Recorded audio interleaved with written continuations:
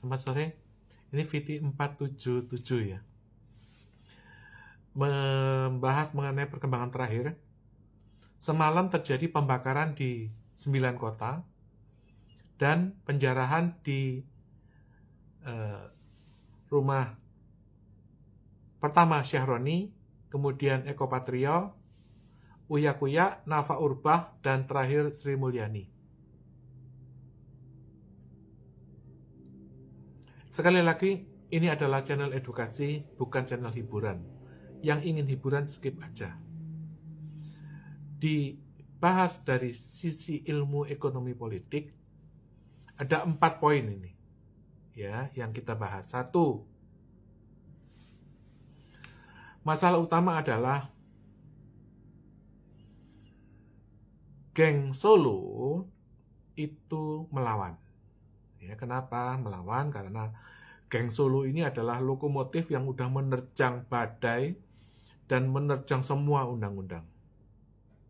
Ya, geng Solo itu nggak cuma Jokowi, tapi Erick Thohir dan Sri Mulyani. Erick Thohir udah mengalah dan dia udah kempes, dan seluruh dirut-dirut BUMN sekarang ketakutan karena apa?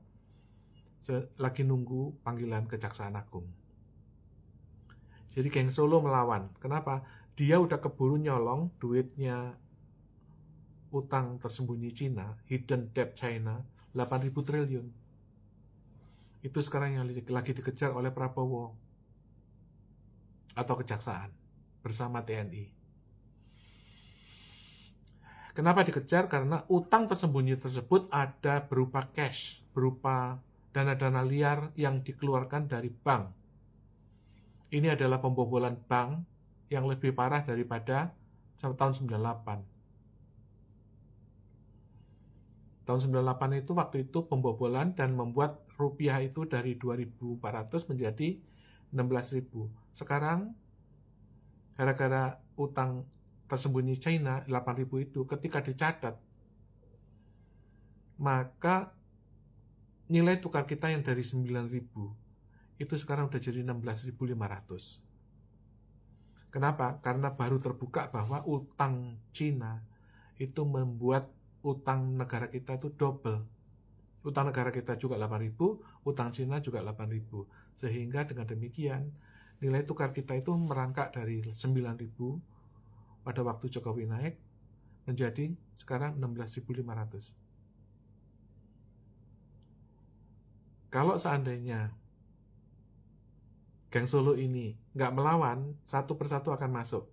Budiari, Erick Thohir, Wahyu Trenggono, Budi Sadikin, termasuk Hasan Nasbi, Sri Mulyani akan masuk Kejaksaan Agung. Sekali lagi ya, geng Solo ini Erick Thohir, Wahyu Trenggono, Hasan Nasbi, Budiari, Budi Sadikin, termasuk yang tadi itu ya, Sri Mulyani, Eko Patrio, Nafa Urbah, Syahroni akan dikorbankan. Itu yang pertama. Yang kedua,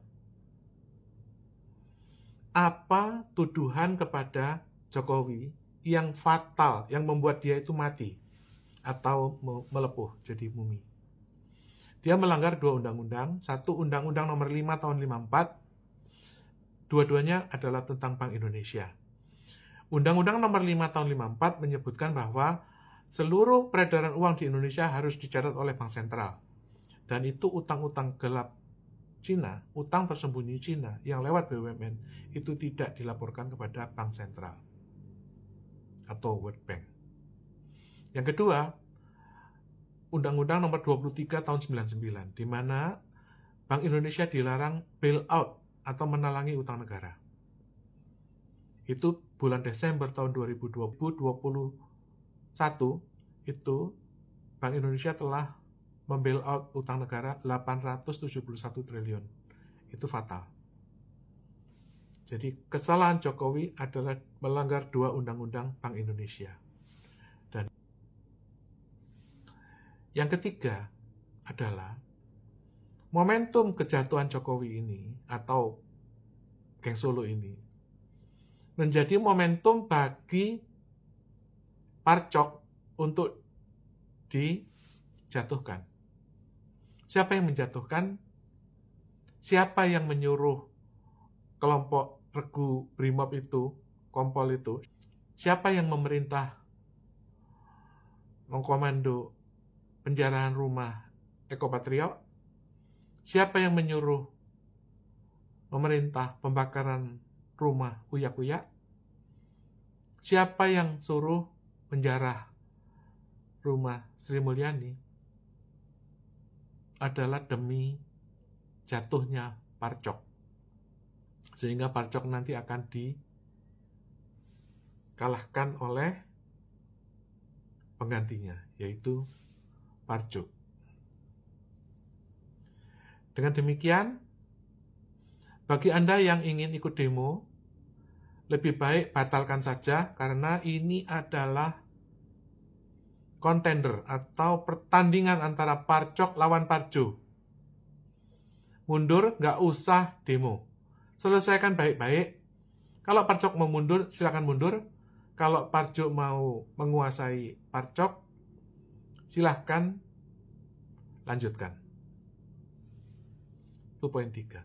Poin keempat, masa depan kita itu apa? Begini, ya. Indonesia itu ada malaikat pelindung. Ada 4 malaikat yang melindungi Indonesia. Maka Indonesia nggak pernah perang. Ya kecuali Pak Harto waktu itu tahun 65. Indonesia nggak pernah perang. Nggak seperti Vietnam, Laos, Myanmar yang babas bundas ya diserbu perang. Nggak pernah. Indonesia nggak akan pernah perang. Masa depan Indonesia, kita nggak akan perang. Nggak akan ada perang. Nggak akan ada misalnya Zanan Agus mau masuk sini atau Anwar Ibrahim berani masuk sini, nggak akan. Ya, Angkatan Laut Indonesia nomor 4 terbesar di dunia. Dia hanya kalah lawan Rusia, Cina, Amerika. Bayangin, setelah Amerika, Rusia, dan Cina, itu adalah Angkatan Laut Indonesia. Kita akan menjadi komandan armada Asia Tenggara. Kita akan terkuat di antara 10 negara-negara, termasuk dibandingkan Vietnam, Laos, Kamboja, Myanmar, termasuk lawan Thailand, Philippines, Malaysia, Timor Leste. Kita nomor 1 di Asia Tenggara. Oleh karena itu, stabilitas Indonesia akan stabil. Ya. Pergantian partai Parcok lawan Parjo ini akan terjadi secara secepatnya.